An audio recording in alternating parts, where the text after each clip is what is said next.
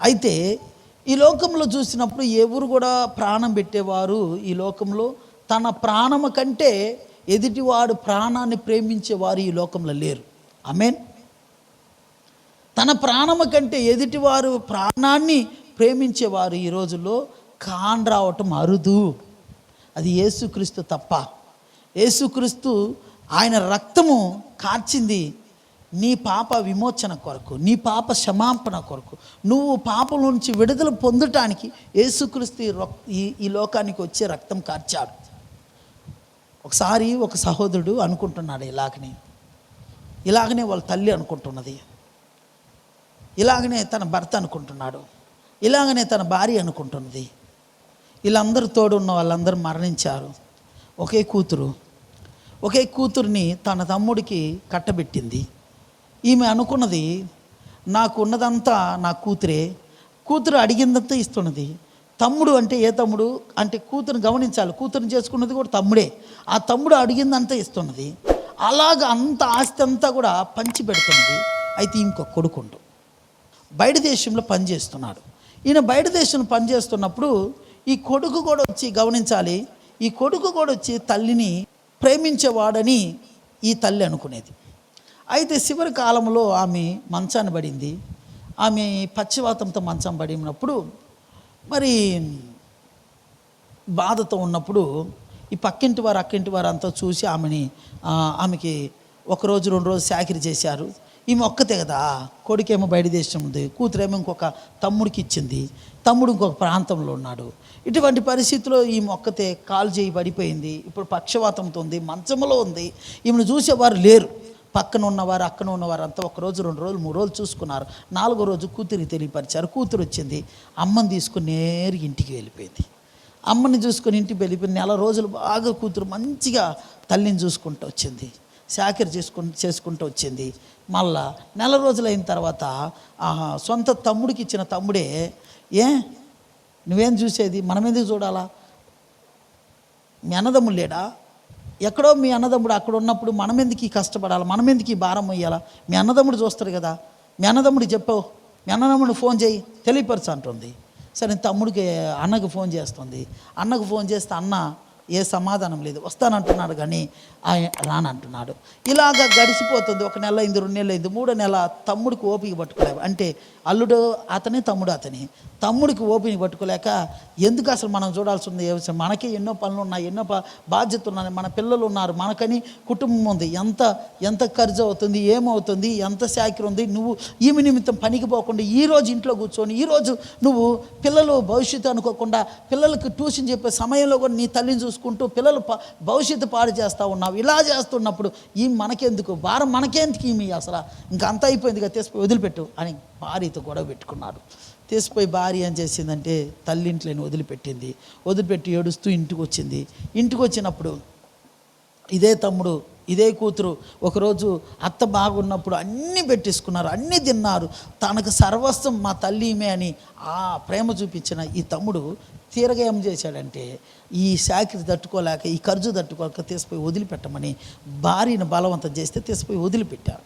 వదిలిపెట్టిన తర్వాత ఆ పక్కన ఉన్నవారు మళ్ళీ 2 రోజులు 3 రోజులు చూసి కొడుకు ఫోన్ చేశారు, అయ్యా మీ చెల్లి కూడా చూసేది లేదు, మీ చెల్లి కూడా తీసుకొచ్చి వదిలిపెట్టింది, నువ్వు వచ్చి చూడయ్యా, మరి వచ్చి మీ అమ్మను వచ్చి తీసుకొని పోయా అని పక్కన ఉన్నవారంతా చెప్తే వారు ఏం చెప్పారంటే, ఎప్పుడైతే ఫోన్ చేసిన కొడుకు పోదామని చెప్పి ప్రతిరోజు అలాగనే పోదాం అన్ని రోజులు నెట్టేసుకుంటూ వచ్చాడు. ఆమె చూసేవాళ్ళు లేరు, చాకిరీ చేసేవాళ్ళు లేరు, మంచంలో మరణించిన తర్వాత మరణం గురించి పక్కన ఉన్నవారు కొడుకు ఫోన్ చేసి, అయ్యా మీ అమ్మ చనిపోయింది అయ్యా, వచ్చి ఆఖరి కార్యాలు చేయాలి కదా, నువ్వు రాయ్యా అంటే మరి పోదామని బయలుదేరేటప్పుడు భార్య అంటుంది, ఏమండి బాగున్నప్పుడు ఫోన్ చేసినప్పుడు మనం పోలేకపోతే, ఇప్పుడు చచ్చిపోయినప్పుడు మనం ఆడపోయి నిలబడి పనులన్నీ కార్యక్రమాలను చేస్తే అది ఊరంతా మనల్ని ఏమంటుంది, కాబట్టి అప్పుడు మనకి తీరిక లేదు, ఇప్పుడు తీరిక లేనట్టుగా మనం ఉంటే సరిపోద్దిలే, మీ చెల్లి ఉంది కదా చూసుకుంటుందిలే, మీ తమ్ముడికి పెట్టింది కదా అన్నీ, మీ తమ్ముడికి వచ్చి చూసుకుంటాడులే అనేది. తమ్ముడు ఆడికొచ్చాడు, చెల్లి ఆడికొచ్చింది. తీరా ఆమెను పారి చూసి గమనించాలి, అసలు కొడుకు కదా కొరుగు పెట్టాలి. మనకేం అవసరము? కావాలంటే మన కూరతో ఉందాం అంతే. మనము ఈ బాధ్యత అంతా చేయకూడదు. మనకి ఇవన్నీ చేస్తే మన కీడు వస్తుంది, మనకి ఇవన్నీ చేస్తే మనకి ఇబ్బంది కలగద్ది. మన ఇంటి పేరు వేరు, వాళ్ళ ఇంటి పేరు వేరు, కాబట్టి ఇవన్నీ నేను చేయను అని అడ్డం తిరిగారు తమ్ముడు కూడా. తీరగా ఎవరో దూర చుట్టము వాళ్ళ ఇంటి పేరటోళ్ళు వచ్చి ఆమెను తీసుకుపోయి భూస్థాపన చేశారు. ఆమె అనుకున్నది నా తమ్ముడు ఉందిలే నన్ను చూసుకుంటుంది అనుకున్నది. ఆమె అనుకున్నది నా కూతురు ఉందిలే నన్ను చూసుకుంటుంది అనుకున్నది. ఆమె అనుకున్నది నా కొడుకు ఉందిలే నన్ను చూసుకుంటుంది అనుకున్నది. ఆమె అనుకున్నదిలే మరి నా పక్కింటి వారు అక్కింటి వారు నన్ను చూసుకుంటుంది అనుకున్నది. కానీ చివరికి ఎవరు కూడా చూసుకోలేని పరిస్థితి అయిపోయింది. ఎవరు చూసుకోలేదు. చివరికి ఆమె అనాథ మరణం పొంది ఎత్తేసేవాళ్ళు కూడా ఎవరో మూడో మనిషి వచ్చి తీసేసే పరిస్థితి అయింది. ఇప్పుడు చెప్పండి, ప్రేమ ఎక్కడండి?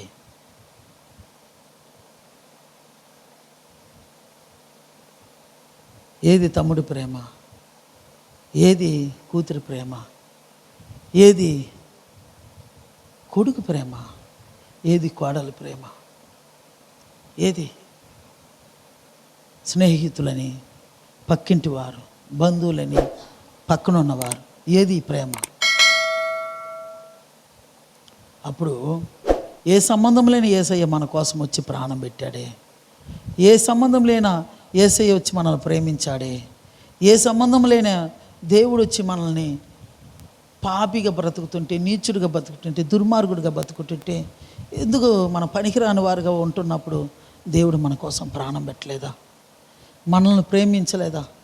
ఈరోజు నాకు వాళ్ళు ఉన్నారులే, నాకు వీళ్ళు ఉన్నారులే, నన్ను వాళ్ళు ప్రేమిస్తున్నారులే, నేను వీళ్ళు ప్రేమిస్తున్నారులే, నా కోసం వాళ్ళు ప్రాణం పెడతారులే, నా కోసం వాళ్ళు నిలబడతారులే, నన్ను వాళ్ళు చూసుకుంటారులే, ఆఖరి సమయంలో వాళ్ళు నన్ను ఆదుకుంటారులే, ఆఖరి సమయంలో వాళ్ళని ఎవరండి? ఈరోజు హాస్పిటల్లో కొడుకుని తీసుకొచ్చి, తల్లిదండ్రులు తీసుకొచ్చి, అయ్యా ఎంత ఖర్చైనా పర్వాలేదయ్యా, ఎంత ఖర్చైనా పర్వాలేదా డాక్టర్ అయ్యా, మీరు నా బిడ్డను బతికించయ్యా, ఎంత ఖర్చైనా పర్వాలేదయ్యా, నా బిడ్డను బ్రతికించయ్యా అని హాస్పిటల్లో తల్లిదండ్రులు చూస్తున్నాం. అదే వయసు అయినప్పుడు, అనారోగ్యం కలిగినప్పుడు, బాధతో ఉన్నప్పుడు బిడ్డలు తీసుకొచ్చి తల్లిదండ్రులని, అయ్యా నా తల్లిని నా తండ్రిని బతికించండి అయ్యా, మా అమ్మను బతికించండి అయ్యా, మా నాయన బతికించండి, ఎంత డబ్బైనా ఖర్చైనా పర్వాలేదయ్యా మా నాయన బతికించు, ఎంత డబ్బైనా ఖర్చైనా పర్వాలేదయ్యా మా అమ్మను బతికించు అని కొడుకులు ఈరోజు హాస్పిటల్లో కానొస్తున్నారా? ఏ కొడుకన్నా ఈరోజు అటువంటి, మీరు ఎన్నో హాస్పిటల్కి పోతున్నారు, మీరు ఎన్నో హాస్పిటల్ చూస్తుంటున్నారు. ఏ కొడుకులైనా తల్లిదండ్రుల కోసము, నా తల్లిదండ్రులు బతకాలా, నా తల్లిదండ్రులు బాగుండాలా, నా తల్లిదండ్రులకి ఎంత డబ్బైనా మేము పెట్టుకుంటాం బ్రతికించయ్యని అనే బిడ్డల్ని హాస్పిటల్లో చూడగలుగుతున్నామా?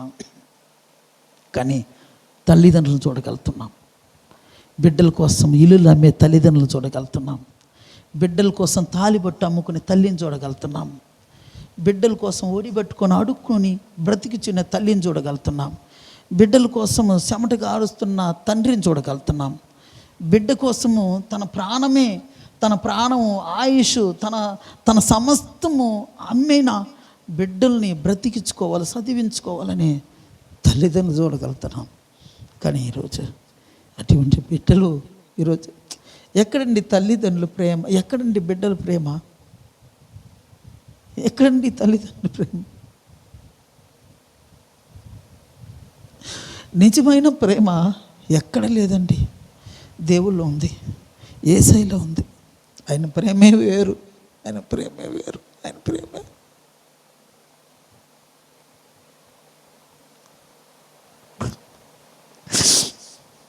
ఈరోజు ఎందరో తల్లిదండ్రులు అనాథగా,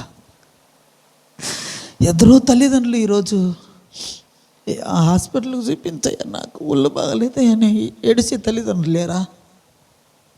అయ్యా ఒక పూటను ముద్దు పెట్టయ్యా అని ఏడిసే తల్లిదండ్రులు లేరా? అయ్యా ఒక పక్క మేము ఉంటామయ్యా అనే తల్లిదండ్రులు లేరా? అయ్యా మాకు చివరి సమయంలో మమ్మల్ని ఇబ్బంది పెట్టరు తండ్రి అని ఎందరో తల్లిదండ్రులు ఏడుస్తున్న తల్లిదండ్రులు. ఏది కొడుకుల ప్రేమ, ఏది కూతురుల ప్రేమ, ఏది ఈరోజు బంధువుల ప్రేమ, ఏది ఈరోజు ఏదండి ఈరోజు ప్రేమ? ప్రేమ అంటమే మాటల్లో పదాల్లో ప్రేమ ఉంది కానీ హృదయంలో ప్రేమ లేదండి ఈరోజు. ఆ నిజమైన ప్రేమ యేసయ్య, నీ కోసం నా కోసం ప్రాణం పెట్టిన ప్రేమ, నిన్ను నన్ను నిజంగానే ప్రేమించిన ప్రేమ, నీ కోసం రక్తం కార్చిన ప్రేమ, నా కోసం రక్తం కార్చిన ప్రేమ, ఆయన ప్రేమ, ఆయన ప్రేమ.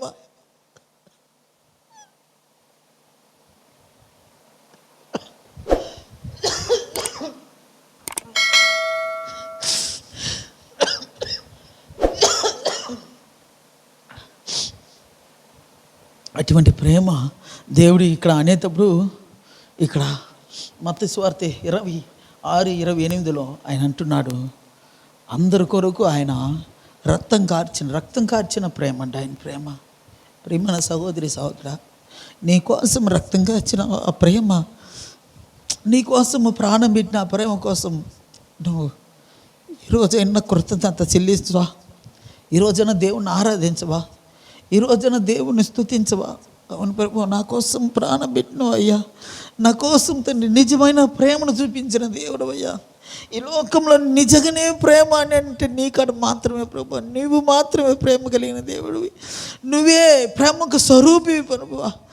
తండ్రి, నా తల్లిలో లేదయ్యా, నా తండ్రిలో లేదయ్యా, నా బంధువులో లేదు, నా రక్తంలో లేదు, నా బిడ్డలలో లేదు, నన్ను కట్టుకున్న వారిలో లేదు, నా భార్యలో లేదు, మరి భర్తలో లేదు, ఆత్మీయులలో లేదు, ఎవరిలో లేదు, లేదనే పదమే మిగిలిపోతుంది. ప్రభువా, నువ్వు మాత్రమే తండ్రి మాకు ప్రేమ కలిగిన యేసయ్యవి, నువ్వు మాత్రమే మా కోసం రక్తం కార్చిన దేవుడివి, నువ్వు మాత్రమే మా కోసం ప్రాణం పెట్టిన దేవుడివి యేసయ్యా అని దేవుని ఈ రోజైనా మనం ఆరాధిద్దాము, ఈ రోజైనా ఆరాధిద్దాం. సహోదరి సహోదరు అందరూ మోకలిద్దాం, అందరూ మోకలిద్దాం, అందరూ మోకలిద్దాం,